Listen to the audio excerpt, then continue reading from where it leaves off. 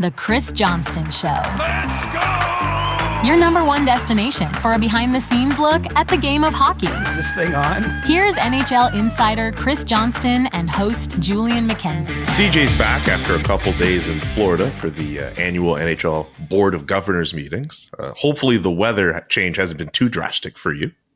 Well, the weather down there was amazing. Couple runs in shorts. Had a walk along the beach area, walking with the toes in the ocean. But it's been a harsh re-entry here in Toronto where it sounded like the street is blowing down outside with these wind gusts. You want to trade for the freezing fog we've had in Ottawa the last few days? No. I'll tell you, going in blind, even not knowing what the weather is in Ottawa in the winter, I would never trade for Ottawa's weather on any given winter day because I'm not saying it's always worse, but I would bet like 70% of the days it's worse there. It's a tough climate. I'm going to have to, at some point, make some kind of comparison between Alberta winters, Quebec winters, and Ontario winters. Well, that's for a future episode of the CJ Show. Ottawa's just north enough. I know it's bad. My sister lives there, and it's right. You just get more snow, more cold days, those types of things. Anyway, we won't make the start too dreary. How was the BOG? Obviously, plenty to talk about. I mean, I don't know if it actually made it into the meeting notes, but we made a big deal about soft tampering. That was a big deal this week, among other things. Well, it's a new phrase. I had never heard that one until Michael Andlauer, used that in an interview with our colleague Pierre Lebrun, and started, I guess, a little bit of. What were otherwise, I would say, meetings that lacked any kind of controversy or punch.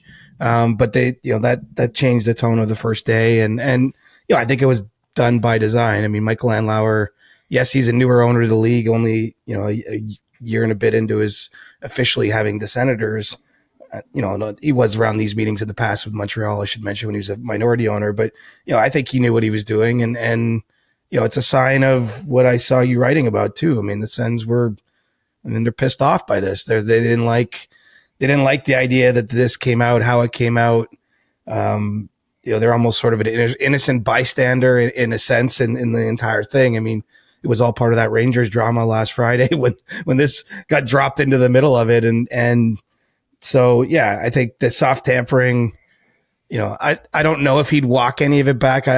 My gut tells me he wouldn't. My gut tells me he knew he was going to cause a fuss.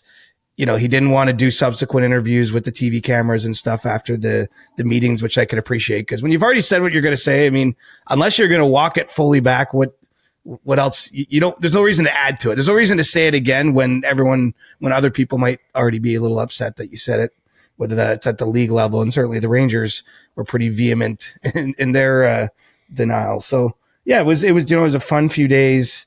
I'll say this big picture. The league it's a reminder of, the league really is in a pretty good place. I mean, nothing will ever be perfect. There's always going to be areas to worry about, things of that nature. But, we don't have a crisis of the moment, really. I mean, that was the closest to the crisis. And often at these meetings over the years, whether it's been some development or not development with the Coyotes or, there's just been a lot of teams that have been in distress.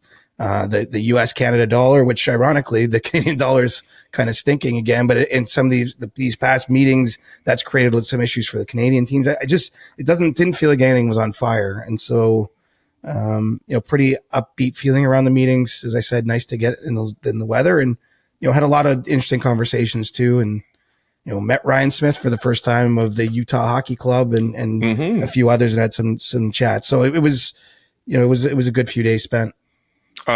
Considered all the good stuff and lack of crisis going on, when you get a chance, just knock on a piece of wood just so nothing starts burning after what you just said. You don't want to jinx yourself. That's fair. I mean, let's see how the next CBA goes and everything, but it feels like as long as there's labor peace, which I don't know that we can necessarily count on, if it's certainly all indications right now are that's going to be a process. Obviously they have to work through various issues, but doesn't feel very combative. As long as the revenues stay at a good level, I get the international hockey going again. I mean, that isn't in the bag fully, but certainly the intentions seem to be there. I mean, there's a world where the league is is truly growing. And I don't just mean by numbers of teams, but where, I think that they do want to make more of an impact globally, that there's untapped, ways to make money there. And, what it boils down to, and this doesn't necessarily affect the average fan, but as long as everyone's sort of making money and sort of getting along, I think that you're going to have harmony in your league. It gets more difficult, obviously, when you have individual teams, say, who, run into difficulty. It gets difficult when you have labor negotiations and one side says, hey, we're not going to play half a season till you capitulate to our demands. But, I think as long as everyone is kind of growing their pie and seeing the league get bigger and stronger, and basically we're going to see players get paid more, owners, franchise values are clearly going up. So, I mean, I do think we're in a window of potential harmony, but you're right. I don't know what's around the corner. I mean, I didn't call the pandemic that basically like crushed sports leagues in North America and worldwide for 2 years. I think after we reach the 300 episode mark, we might have to put a moratorium on the word pandemic. Wow. I'm just saying, like, everything was going along pretty well in that 2020 season. And then bam, you can't have fans at games in some places for like 2 years. So, you're right. I should be knocking wood because I don't know what's around the corner, but certainly it's not bad to look around today and smell the roses and say, hey, I mean, the NHL's in a pretty good place. So the salary cap, we could get into some of the topics that were discussed, and please feel free to mention any other topics from the BOG that are worth mentioning. But it still looks like as it is in the CBA, the salary cap should be going up 5%. Is there any potential for more growth? We know that was a discussion topic a few weeks ago, potentially. And the CBA, again, it looks as if negotiations or anything towards that looks very promising. What can you say more about that? Well, I thought it was interesting. It was the first time that Gary Bettman said publicly that something above 5% was possible. Obviously that had begun to be discussed, but essentially what the governors were told is one of two things are going to happen for next season. Either it's going to be the 5% because the revenues are in a good place, meaning $92.5 million cap for next season, or perhaps maybe when we get down, in February to some real CBA talks with the Players Association, we might negotiate to have it go a little higher than that in order to smooth out years down the road the kind of jumps that it's going to take. And, it's hard to handicap it, of course, because those talks haven't happened with the players. What the union always has to deal with any given issue like this is, first of all, they have more members, right? Gary Bettman has 32 teams that he kind of has to try to keep as happy as he can. Obviously, every issue, they're not aligned either, but I think it's somewhat easier to control the thoughts of 32 entities, we'll call it, and, 800 plus in the NHL Players Association, because, if you're a player that free agency, your contract's up, you don't mind if 1 year, say 2 years from now, there's a massive jump in the cap. Because you're like, wow, that's just a massive amount of money all of a sudden people who are bidding for my services have to spend.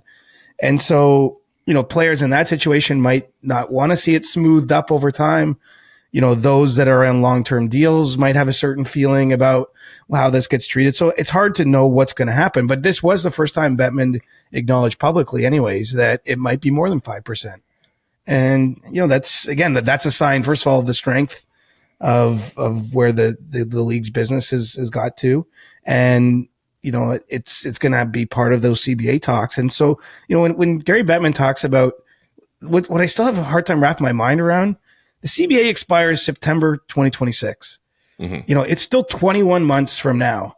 And to already have such open dialogue, open acknowledgement of, yeah, we might get this done by June. Like they might extend it more than a year early. And there's no reason. That's the thing. That has always been the case. These agreements between basically the workers and the owners, they span a certain time frame, but you can always change something in that agreement, if the sides both agree to it. And you can always extend it early. But it hasn't been part of the world, both when I was still a fan as a kid, in the early 90s and 94, 95, there was a lockout.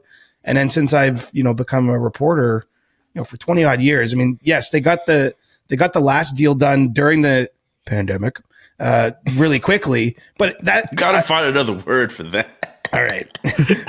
During the COVID period of 2020. I say it in jest, but this is a good bit. But I'm just saying that they got it done then. But, that was because both sides essentially had a gun to their head, right? No one knew what was going to happen.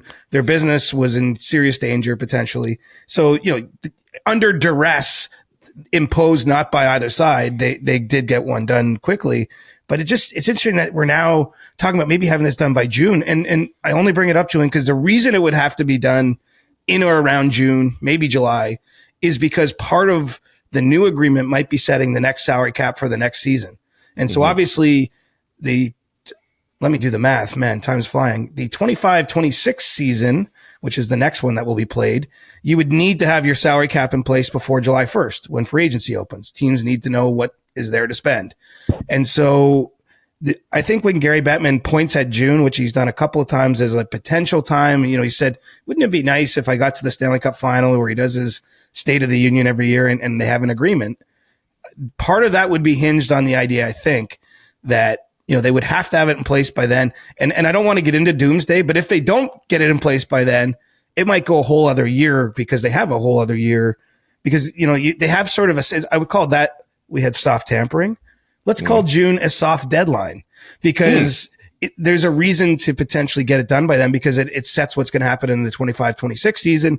If not, you probably go through the 25-26 season before getting a new deal done. Either way, it's good news if you're Kirill Kaprizov, who's, eligible to sign a deal as of July 1st. It's good news. I mean, look at Connor McDavid. He doesn't need good news from the league. He could make pretty much the maximum amount that he wants to make. But it's good news for a whole host of players. Mitch Marner, Mikko Rantanen, a number of guys that are free agents this year. They're looking at a world where at minimum the cap is jumping from 88 to 92.5. So that's the second big cap jump we've had since the pandemic. So things are already heading in a good direction. And who knows, maybe they negotiate to 95 million or something like that. And so, if that happened, I think it would make a really interesting free agent and trading period to just be more the system that's kind of tight right now. It would be slackened up. And, for all of us, it'd be great to know that, hey, there's going to be labor peace for X number of years. And there's no L word, which I'm not going to use here, Julian, because having endured that professionally, it's not good. I mean, honestly, it's sometimes people's jobs change. If you cover a certain team, maybe all of a sudden you're covering the NFL as this, in the U.S. market for a few months instead. I mean, nobody wants to stand on the sidewalk either. And even if you're covering the actual lockout itself, not too much fun. I love the fact that pandemic is a word you love to use freely, but lockout comes out. Whoa. Whoa. I'm still the scared. L word comes out. 2012-13 is a long way ago in the rearview mirror, but I literally covered that thing every day and it was wild. Do you know what was crazy? Actually, this is a funny. So for anyone who wouldn't know, like the way you cover it, and I'm using air quotes for those that can't see what I'm doing. If you're just listening to us, you stand on the sidewalk while the sides meet. You wait, if let's say you're at the NHL office in New York City, you're usually waiting for the NHLPA representatives to leave because they've gone there for the meeting. And Don Fear at the time, it would be Marty Walsh now, obviously, if it happened in today's day and age, may or may not stop, may or may not tell you what happened, may or may not say something interesting. And then you got to write something quickly. And then you wait. And sometimes it's like a day and then the other side meets. And you do this over and over and over again for months and months and months. And I should say this does beat not having a job, which might have been my alternative, but it's very strange. This is how strange it got though. During that lockout, they met on December 31st at the NHL head office, which at the time was on 6th Avenue. I can't remember the exact cross street, but not too far from Times Square, very, very close to Times Square. And you've got a group of reporters standing on the street at like 4 or 5 in the afternoon, early evening, waiting for, Don Fear probably or whoever was at the time to come out. And like, I'm talking thousands of people streaming by us going into Times Square for the New Year's Eve ball drop. And it was just like, that was the point where I'm like, what the hell am I doing here? Like, what is going on? And to be fair, that was actually right in the run up to when they finished. I can't remember the exact dates off the top of my head, but it was early January where they, signed the deal. That was an overnight session, literally stood in a hotel. That was in a hotel. And we just stayed in the lobby till like 4 or 5 a.m. till that got done. Like that was fair to say the only press conference I've covered at 5 a.m. in my career was Gary Bettman and Don Fear standing together in this conference room announcing they had a deal. And it was a really cool, like in some ways it was a nice, like unique experience, but no part of me wants to relive anything remotely like that again. So the New Year's Eve day, when the ball drops finally at midnight, where are you? Are you sleeping? Are you up in your hotel? What are you doing? Man, no, we definitely stayed up. I was staying at, the only good thing is being in New York at that time of year, because I for 6 months, basically I went to New York over and over and over again. And obviously anyone who's traveled to New York will know that even like, I'm not talking fancy hotels, like hotels in New York can be crazy expensive. But when we got into that period, late December and January, they got cheap. And so we were staying at a really nice hotel up near Central Park. So we actually had to walk against the flow of the crowd. Whenever we wrapped up our day that day, I remember it was like 7 or 8 and we went to that hotel. Like we basically got out of Times Square. Cause I wasn't going to stand. I mean, that would be fun, but keep in mind, I probably had to work the next day. I don't remember what was going on. Like, was it exactly, but we like went for a dinner. We actually saw at the time, Philip Seymour Hoffman on the street. Really? Yeah. Rest in peace. But we walked by him on the street. He was wearing like this elaborate, like fur coat. And we went for dinner and I went back to the hotel and had like this hotel had like a business office, I'll call it, where we'd sort of work. We like made it an impromptu press room.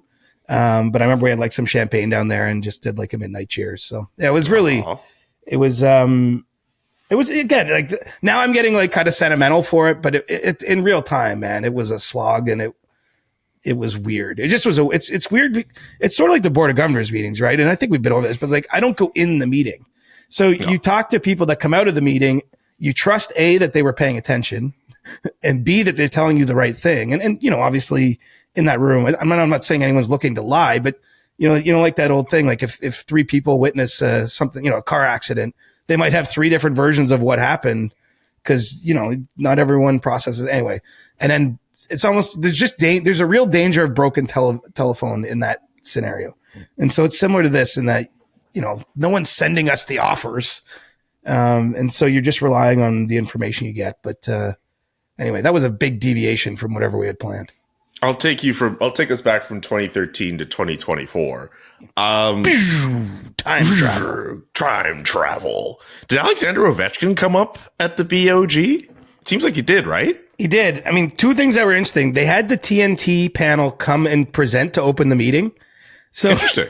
So we're literally, we're waiting in the hallway. At least it's a nicer hallway than the street. And, in comes Anson Carter and Biz, Liam McHugh, and Wayne Gretzky. And they actually had half an hour at the start of these meetings where Biz told me afterwards that it was like, he said it was like the stiffest room you've ever been in.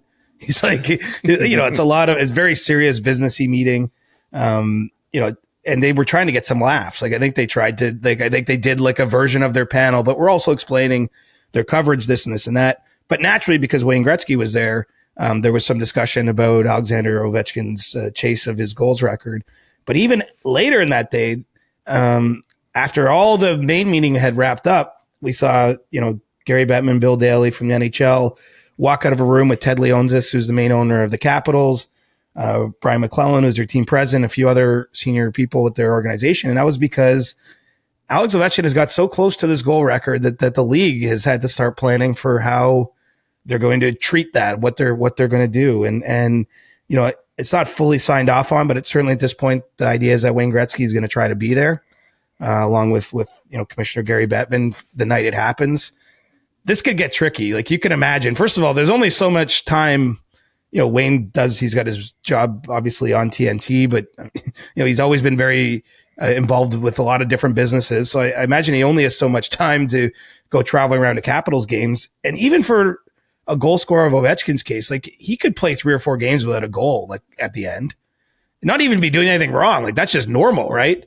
So I don't know if they're going to be able to time it just right. Cause I get the sense that they're trying to keep it to a manageable number of games of commitment for Wayne Gretzky. But certainly as Ovechkin gets to 5 goals and under, he's going to start going to the games and see. I mean, the flip side of that is the last games we've seen Alexander Ovechkin play. He had a hat trick in the second last one. He had 2 goals in Utah, November 24th, when he left with an injury. So similarly, he could score 5 in not even 2 full games. And so, I think they got into the details of, they're going to stop the game when it happens, no matter home or on the road. mean, this is going to be a pretty special thing, I think. And you know, I'm just old enough to kind of remember when Gretzky chased down first Howe's all-time points record. And what's kind of cool for me is I remember Gordie Howe was going to all those games because he wanted to be there to sort of shake Wayne's hand on the ice when it happened. You know, Wayne later broke his all-time goals record with the number 802, which was in March of 1994, I think, 93 or 94. Point is, Wayne Gretzky will have held the goals record for the NHL for 30 plus years, just over 30 years. But you know, now Ovechkin's within 26 goals of tying him. It sounds like he'll be back here. He's going to try to get back before the Christmas break kicks in. But if not, then I would expect him to be returning right after it. And that's going to give him about 48 to 52 games to get 26 goals or 27 to surpass Gretzky. I mean, I don't know if it's likely, but it's possible. And so the NHL's got to plan for that possibility. Are you going to plan on traveling? I know I'm looking ahead in the Ottawa Senators calendar and looking at any possible Senators Capitals game. There's like one in DC before the trade deadline. I'm going to try to see if I can get there for that. Yeah, I should manifest that. That's one thing. It would be pretty cool. You know, and it's starting to dawn on me. Like, here's the thing. There's two ends of this. Like, when someone chases down, like, this is like a career long record, right? Like, whoever gets, you know, if someone ever gets to Ovechkin's mark in the end, like, it's going to take, you're going to know for the last couple of years, he's probably going to get there, whoever it is. Because they will have had you have to have a 15 to 20 year career where you're one of the best goal scorers in the world to even just get these numbers. But like, I actually think it'll be dramatic at the end, even though there's way less of a question now, will he or won't he? I think it's more, when will he at this point, you know, but when it gets to those last few games or when he's 1 or 2 away, like, I can't even imagine, like, the hype around that will be so unique. And I really do think, you know, I haven't written the story yet, but I had a chance recently to speak to Dylan Strome about this, like, being a teammate of Ovechkin's. And he said, like, I think it's going to be like, he remembered being a kid when Barry Bonds got in a few home run chases. And he said, when he would tune into SportsCenter TSN or whatever growing up in Canada, and they would show like every one of Barry's at bats, essentially, when he was getting down to, you know, I don't know if that was this single season one that he was referencing or the all time home run chase, you know, either way, you know, that's what I don't know how you can't show, what do you show every Capitals power play? Like, it'll be interesting, but I bet the networks, they're wrestling with this right now, but they're going to figure out how to, like, I think the interest will be that high that people are going to want to see that goal live or as close to live as they can. And so I would love to be there. I don't currently have any plans, but certainly I'm going to keep writing about this because I think it's the rare hockey story that really is going to resonate well beyond the bounds of the NHL, at least in that period when he gets down to 2 or 3 goals away. And, you know, you have Gretzky traveling, you know, it's going to be really cool. And I think, to put a bow on this, I think what's really made it more interesting for me is, first of all, Ovechkin's start to the season was insane. Like, someone who works for the Caps told me they started to get worried. Like, he was scoring so much, they started to be like, oh man, like, we don't have our planning in tow, right? Because I think he had to start this year. He needed 41 or 42, I believe, to start the season, which obviously is a total more than he scored last year.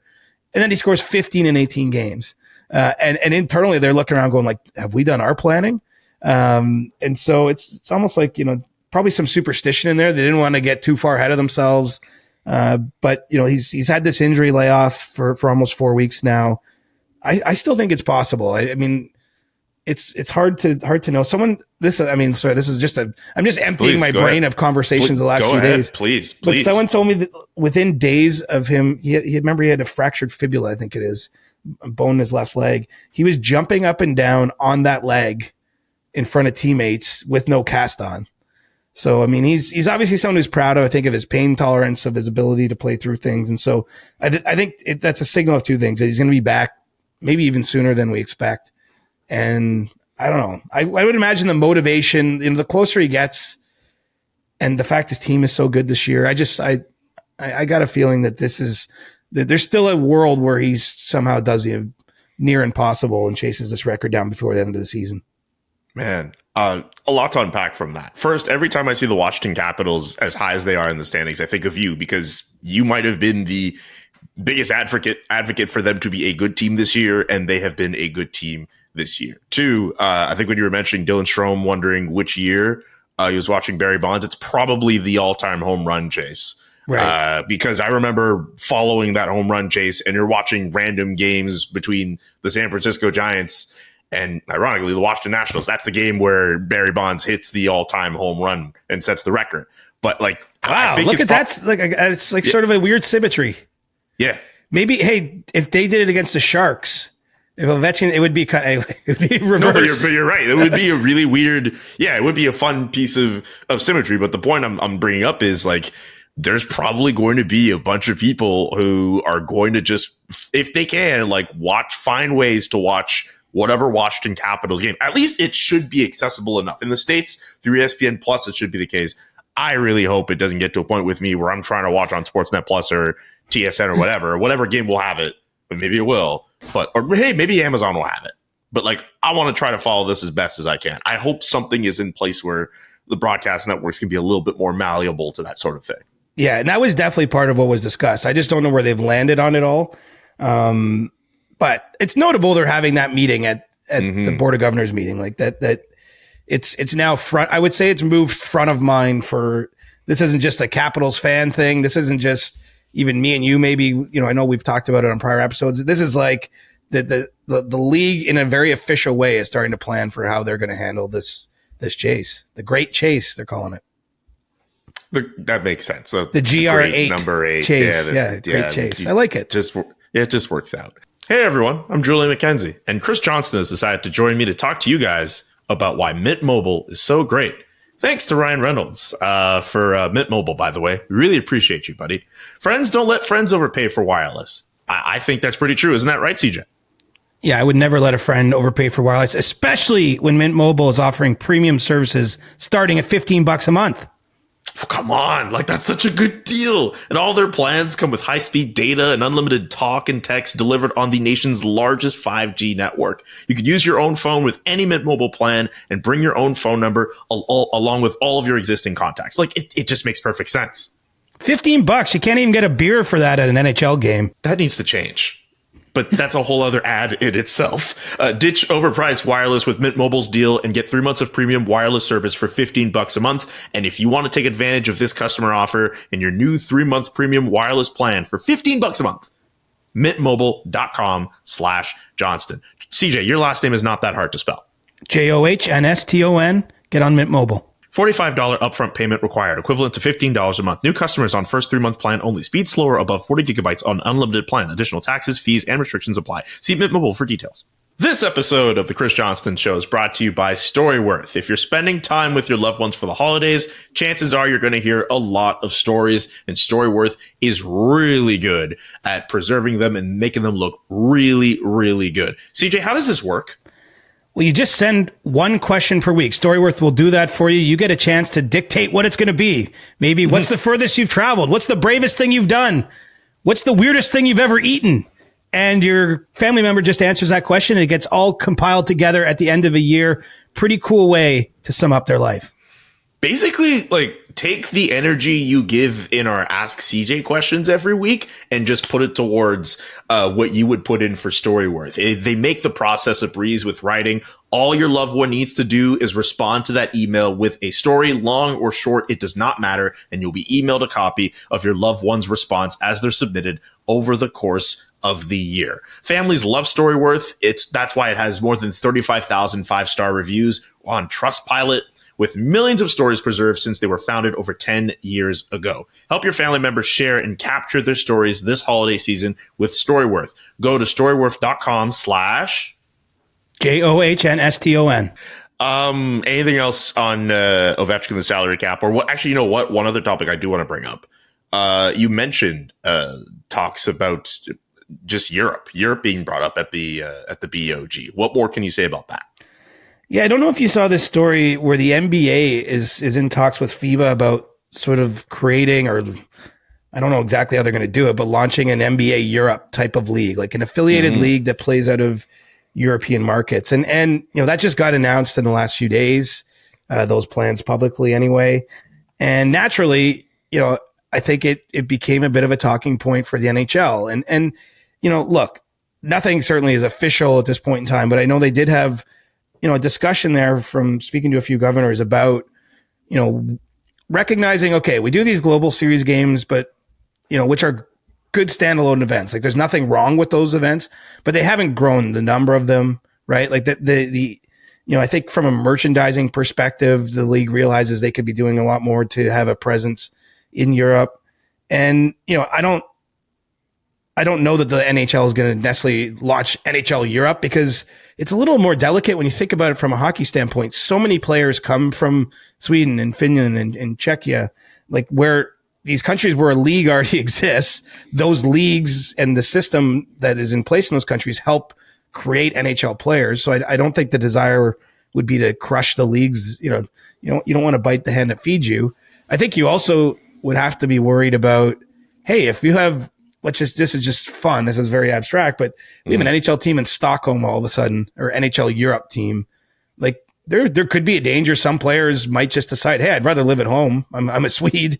Yeah, I might not make the exact same money, but this is a good life. And you might actually, in a weird way, lower the quality of what you're getting over in the NHL. But, it's an interesting idea. I would say hockey is like a very interesting vibe. But when you think about it, there's a bit of a tension, right? Between all those federations in those countries that help develop players. The NHL gets them by and large for the best years of their career. They do pay them. Like there's transfer agreements, like there's money that changes hands as part of that process. And, even things like the reason we have a Four Nations tournament in February is that they couldn't come to agreement with the federations on how a real World Cup would work that would see, say, the league in Finland shut down in February and the league in Sweden and other places. And so, it's on my radar now that because we're getting back into international hockey, there are ongoing discussions between the International Ice Hockey Federation and the NHL and those federations. And now you're seeing the NBA expand its footprint in Europe. Could be an interesting idea that could be like a down the road 5 to 10 year thing for the NHL. I think they'd have to be very careful about how they do it, what the downstream effects are, both for the federations and the leagues in those countries, but also at home. But I just sort of feel like in my lifetime, we're going to see NHL teams in some way, shape, or form in Europe. Like it makes sense, doesn't it? Yeah, I feel as if like one of the 4 North American based leagues, someone is going to establish some kind of franchise in Europe. Like it's inevitable, like kind of like the race to Las Vegas. I mean, obviously very different scales of NHL won that countries. One. They did win that one. I mean, but who's to say they don't win the race to Europe or the NFL gets there or which other league? Like, I think it's inevitable we're going to see some team out in Europe. I think it's going to happen. I mean, the thing is, doesn't it feel like with the NFL schedule and travel, they're the one that it's easiest to do, right? Like, yes, it's definitely fewer logistics. I'm not saying it's easy. Don't get me wrong, but I mean, there's ways to do it. They play so many games in London, and I know they played some in Germany recently. Like it feels like a natural next step with their season. It's a little harder, like for the NHL to ever do it. You almost feel like you have to start with a division there, and to have games on that continent because you're obviously not flying each of your 32 existing teams over to Europe over and over and over again. Financially that makes sense, even time wise. But yeah, I mean, it's all about, let's call it's all about money. We were talking about money earlier. Like it's all about the NHL is looking at a lot of nations in Europe where there's proven hockey fans, right? I mean, we can just see it with the number of players that play in the NHL at a high level that grew up in places in Europe. And I think the NHL's owners are asking themselves, how can we have our brands be bigger brands there? I mean, there's no reason why not, but I'm guessing you're not seeing a lot of NHL jerseys in Turku, Finland. I mean, I'm not saying nobody has one, but like it's not their brand isn't strong in places like that, even though hockey is strong in a place like Turku. And so, I think that's where the conversation will go. They see it as a growth opportunity. It's plain and simple. Just because it's something they're not doing great right now, it's something now the NBA is getting involved in. I heard even one of the governors spoke up who has a team in the NBA and in the NHL and was like, guys, we make whatever, I don't know the number tossed out on jersey sales around the league, like in the NBA, in Europe and in Asia.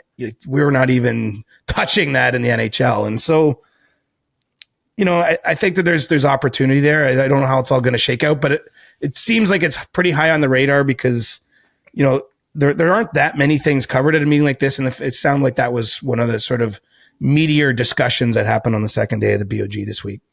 Okay. Anything else from the BOG you'd like to mention that I didn't ask you? Just one small anecdote. It really does not. There's no natural way to like put this in as a conversation point, but I thought it was cool. But when we chatting with Ryan Smith, I asked him what those seats he has on the glass. Like you've probably seen it. Remember early in the year, it might have been their first game. He had Gary Bettman sitting on the glass, and I haven't been to the Delta Center, his arena there, but it was actually cool. He brought out his phone and showed us a time lapse of how that arena is going to change. It's either going to be the next 2 years or maybe 3, depending on how late in the season the teams play. But they're going to have, summer renos each of those years to get it up to where, it's a venue that's going to, host the Olympics in 2034. And it looks pretty cool. Like they're going to have one section behind one of the nets that's 50 rows top to bottom. So like there's almost like no lower deck and upper deck. Like it's just one long continuous section. Like you see that in Europe sometimes. Anyway, he was telling me about his seats and he's like, well, I have this owner's box for the NBA games. And so, that's where he starts, but he's like, you basically could just walk up to the glass and we didn't know what to do because they haven't done these renos yet. So he got 30 chairs from IKEA, high tops. And so when you see those seats, it's literally, they just got some chairs from IKEA, like high top chairs, set them up at the end zone. And he's like, there's no tickets associated with them. Like I could just bring my friends or acquaintances, like I just get them in the building and then they sit in them. And he's like, like Post Malone called the other day. So I'm like, come sit in my seats. Like he doesn't have to get actual tickets from somewhere else in the arena for people like that. He's like, just come hang out with my box and just sit in these IKEA seats. And I just thought like, wow, what, like it's kind of, what it's a reflection of? It's a reflection of like that Utah thing was so last minute, right? Yes. With the transfer of the team is like, they don't even have the owner's seats in the arena really taken care of in official capacity. So Ryan Smith or someone that works for him went to IKEA and got some high top chairs. And that's where the owner sits, at least for year one. I'm comforted by the fact that billionaires are not above IKEA furniture. I'm comforted by that. I didn't ask if he put the chairs together because I'm assuming not. Like it might take me a whole day. It would take me a whole day to put together like 4 of those. Like 30 would be that would be a chore. Jeez. Yeah. Ryan Smith has people to do that for it. Yeah. But I love the spirit of it. Just like the idea of an NHL owner being like, we got this empty space. Like, how are we going to watch games here? It's like, let's go to IKEA. Oh man, that's kind of funny actually. Just could have gone to a more lavish spot. But also that the seats themselves, they're not associated with a ticket. It's just, he's like, well, yeah, we just put out as many as we need for that night, however many people are coming as our guests or whatever. And one day Gary Bettman was sitting in the IKEA chair with Ryan Smith watching the first game in Utah. And there's a Post Malone photo. I actually found it from last week. So yeah, that's where you're getting wined and dined right now in Utah. I will say, just based on what he showed me too, though, the rendering of the new arena, it looks like it'll be spectacular. It's just going to take a few years to get it done. Awesome. That'll do it for all of our BOG coverage. There was a trade that took place a couple days ago. Producer. Yeah, right. Producer Drew, very much all over this because it involves his favorite team. The Colorado Avalanche, excuse me, English fails me today. The Colorado Avalanche, trading away Alexander Georgiev to the San Jose Sharks, alongside Nikolai Kovalenko, draft picks, Mackenzie Blackwood coming the other way.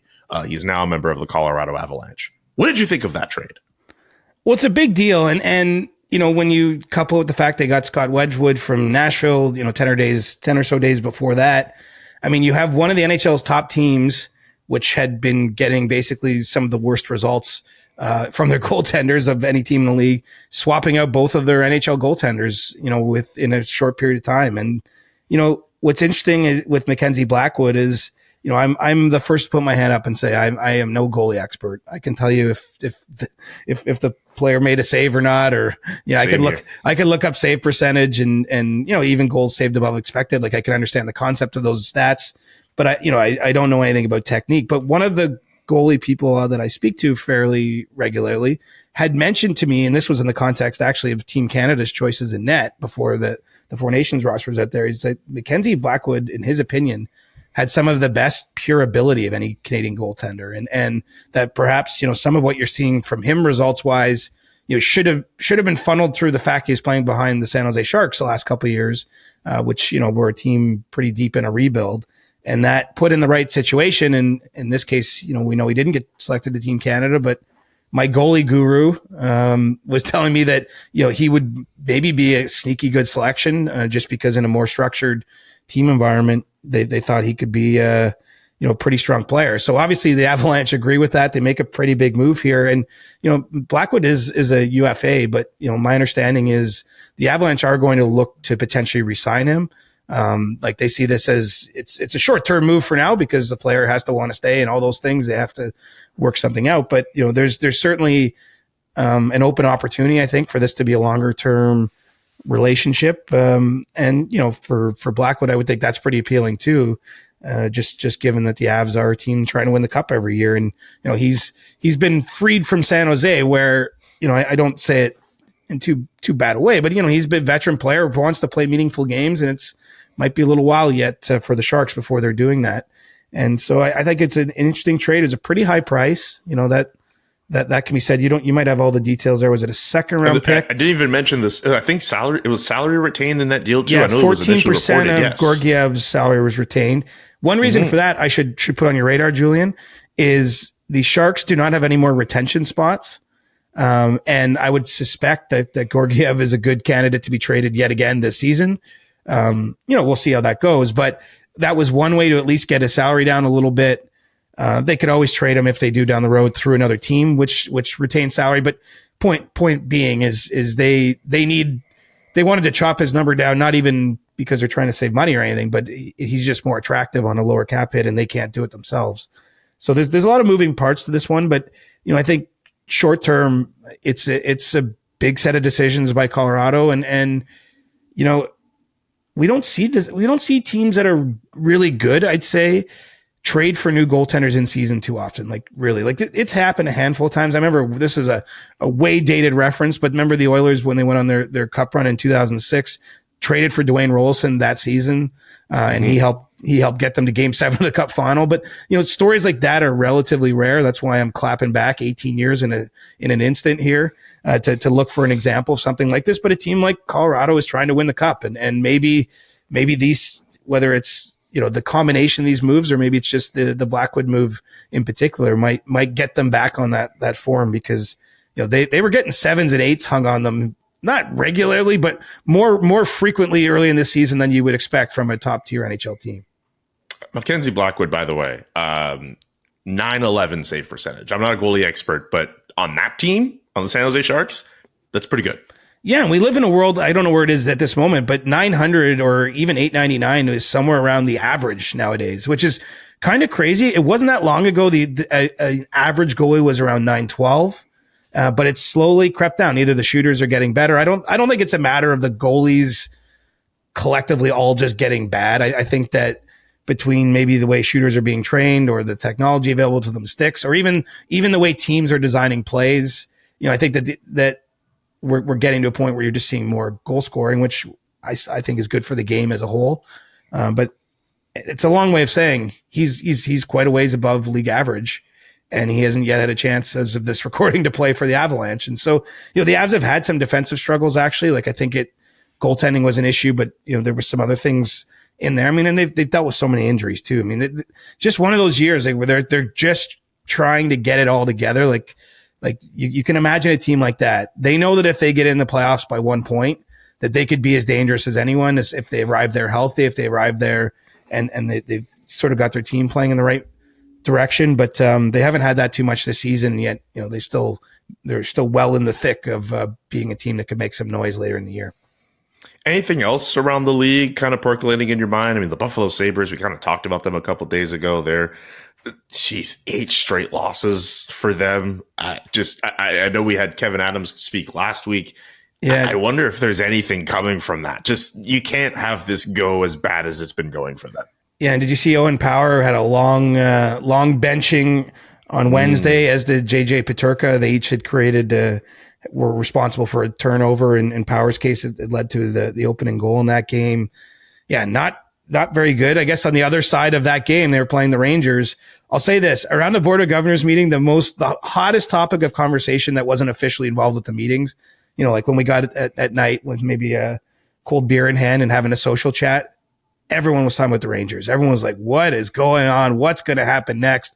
Who's going to get traded? I mean, they obviously being in New York and being a team that won the President's Trophy last year, like they have a lot of eyeballs on them at the best of times. But I think with how dramatic that Friday played out and, trading Trouba and all those things, I mean, everyone's waiting for another shoe to drop there. And they lost to Chicago earlier in the week. They win that game against Buffalo, but, probably too soon to say they're out of the woods yet. I mean, you're still looking for a sustained run of results, and, there's just no way that they're going to sit idly by. And,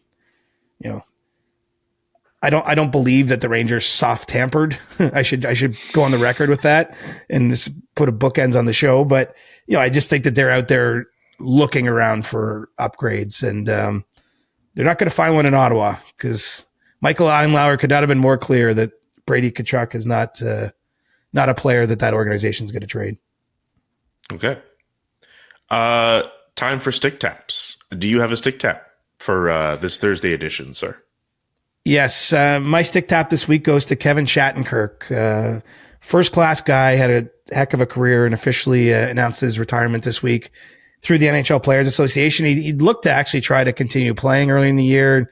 Nothing came together, and then obviously I guess he got to a point where he decided it was time to move on. But, Shattenkirk had nearly 1,000 games in the regular season, won a Stanley Cup with Tampa. And just in many dealings I had with him over time, whether it was when he was in St. Louis, Washington, Boston last season, obviously when he was with the Lightning, just a first-class guy who treated people the right way, played the game the right way, had lots of success. And I wish Kevin the best as he moves on to the next chapter of his life. Yeah, good dude. I like the stick tap, CJ. I'm trying to bring positivity today because I'm worried. I'm worried that we got a little cross-check in the offing here. I don't know if it's more of a cross-check. I don't know if I should frame it as a stick tap. A two-handed slash over the ankle? I mean, that's not what I did. So I don't know why that's getting brought up. No, I'm saying like that's like the next level up from a cross check. Maybe like if we ever tier this segment of ours, we could add another one. That's very fair. I don't know how to frame it. Like, it's been a few days since this happened, but a lot of people on Twitter enjoyed you dunking on that guy who faked that report about you talking about Brady Tkachuk. Talking about the Detroit Red Wings captain. It was been singled out as like Dylan Larkin, but like you had to go out there and say this is 100% false. Like, I just think tweets like that are so stupid. I think they're just really annoying. It wasn't even funny. Like, it's one thing if you do it, it's funny that we could all laugh at it. It wasn't even funny. You were just trying to pass off some bogus information. I always find that stuff annoying. So I thought it was good on you to refute it. Oh, that's good. I was actually going to ask your opinion if I handled that right, because obviously I trust you. And normally I wouldn't. You almost don't want to add oxygen to a story like that.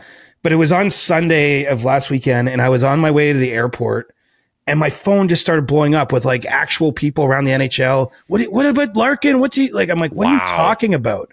And that's when I frankly got pissed off, and because it's just like what, like I have never, either on this podcast, we have hours and hours and hours of this podcast this year. I don't even know if we mentioned Dylan Larkin's name. I mean, maybe in a discussion about Team USA and the Four Nations, which he made the team, but like we have not discussed it in a context of trade. I haven't said it anywhere else. And then that original tweet from this random guy somehow had like hundreds of thousands of impressions. So I just decided I had to say that. But I mean, I don't know if that, I'm almost like worried that it creates copycat potential or anyway. I don't know if I handled it. I mean, the whole copycat stuff, like it's something that has happened well before the situation. Oh yeah. Unfortunately, it'll probably continue after. It's just annoying. I just think it's annoying. I saw that. I was annoyed for you, and I'm glad you handled it the way. So you're okay with what I did there? I'm okay with what you did because it was getting to a point where there was enough traction of it online, at least from my vantage point. And also, I just think people like that who just waste their time doing that. There was at least 2 accounts who were saying something similar, and I was just like, come on, guys, like. Let's not do this. In an era of misinformation where we've allowed that to be more of a regular thing, it just annoys me even more. In a previous era of Twitter, you just laugh it off. Now, like, it's annoying. Yeah, it was. Well, I mean, it was personally annoying, and I really do try to never tweet with any emotion in a sense. But in True. that moment, I just was like, dude, this is the wrong day. It's a Sunday. I'm busy.